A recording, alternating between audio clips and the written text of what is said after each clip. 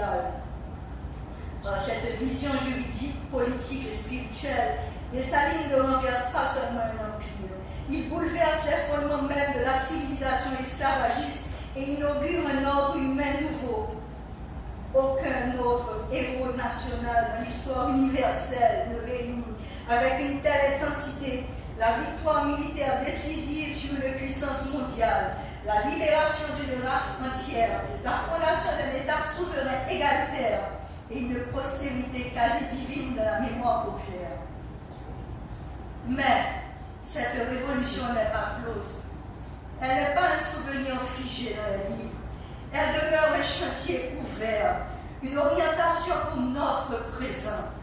La véritable fidélité au dessalinisme commence aujourd'hui, dans la capacité de notre génération à mener à bien cette deuxième révolution haïtienne, celle des consciences, des institutions, de la souveraineté réelle.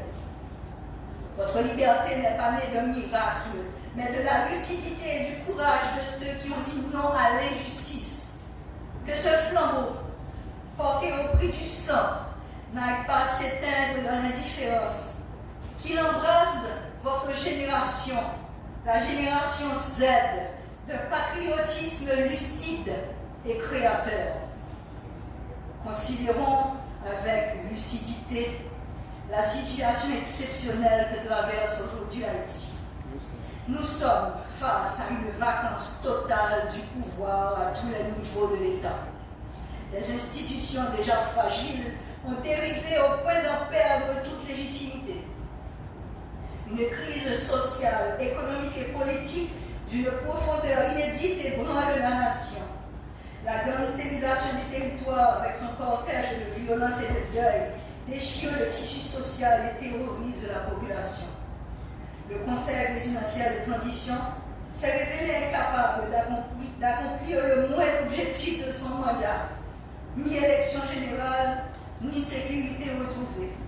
Pendant que l'échéance du 7 février 2026 approche, sans qu'aucune issue claire ne se dessine, le peuple s'enfonce dans la détresse.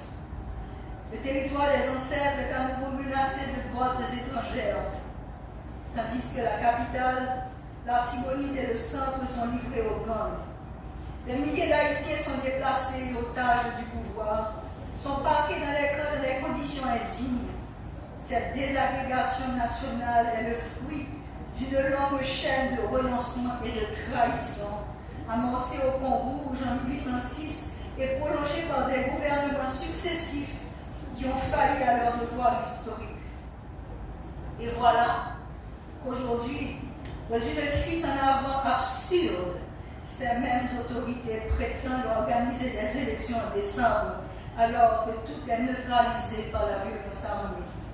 C'est une aberration politique et historique que l'histoire retiendra. Haïti, levez campé. Que le 17 octobre ne soit pas un écho lointain, mais le tambour qui réveille une nation endormie. Que la flamme qui palpite dans vos cœurs devienne un brasier dévorant, un incendie de dignité et de courage. Et sous le regard sévère, mais espérant de Dessalines, nous puissions enfin dire d'une seule voix: la liberté a retrouvé ses enfants. Avant de clore cette proclamation, je tiens à exprimer ma profonde gratitude aux membres de la presse. Merci d'avoir répondu à l'appel de ce 17 octobre et de faire résonner cette voix bien au-delà de ces murs. Je tiens également à remercier chaleureusement Radio-Télé Pacifique, hôte de cet événement mémoriel. C'est un honneur particulier de prononcer ces paroles, ces lieux familiers, au sein d'une maison médiatique à laquelle je contribue et soutiens de tout cœur.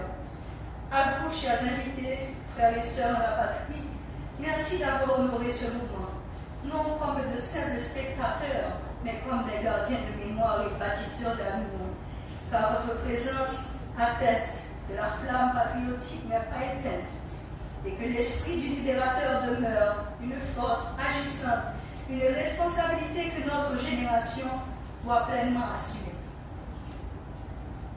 Vive la mémoire impérissable de Jean-Jacques Dessalines. Vive le divin Jean-Jacques Dessalines. Vive Haïti digne et souverain.